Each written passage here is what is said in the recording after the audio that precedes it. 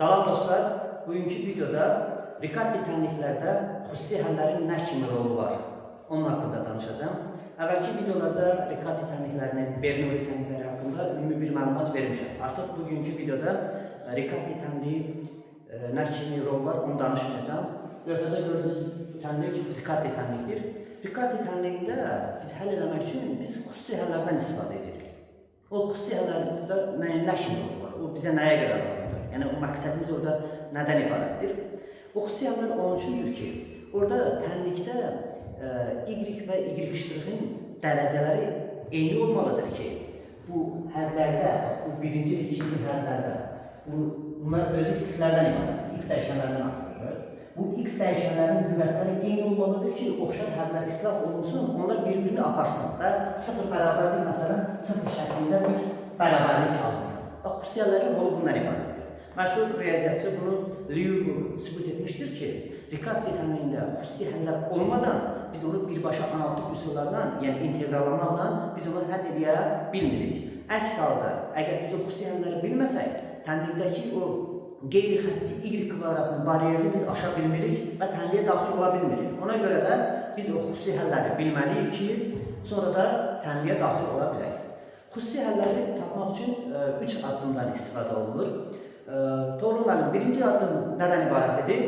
Dərəcəni təyin etmək. Bəli, tənlikdəki, bəli, o x-in dərəcəsini təyin etmək. Fərz edək ki, bizim o xüsusi həlimiz y bərabərdir, k vurulsun x üstündə n şəklindədir. İndi biz burada təbii ki, y ştrixi tapmalıyıq. O zaman y ştriximiz nəyə bərabər olacaqdır?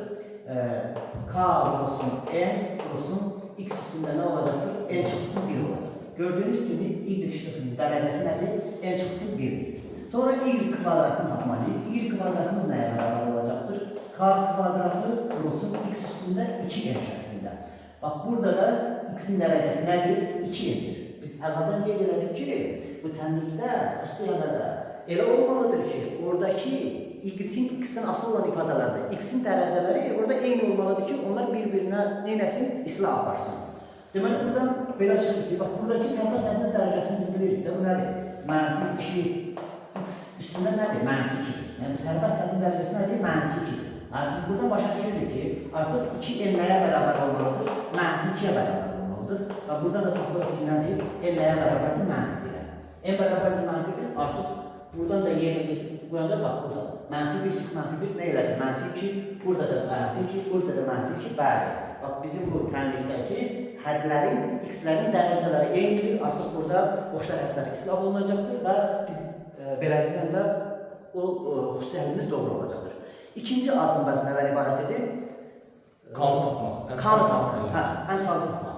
Təbii ki, biz artıq bunun dərəcəsini biləndən sonra orada kanı asanlıqla tapa bilirik. Artıq biz burada demişik ki, y bərabərdir, k vurulsun x-dən şəklindədir. Bunu da tapmışıq, gətirib yerinə qoyuruq. Bunu da tapmışıq, gətirib yerinə qoyuruq. İndi biz bu funksiyada da artıq gətirib yerinə qoysaq, orada kanı tapırıq.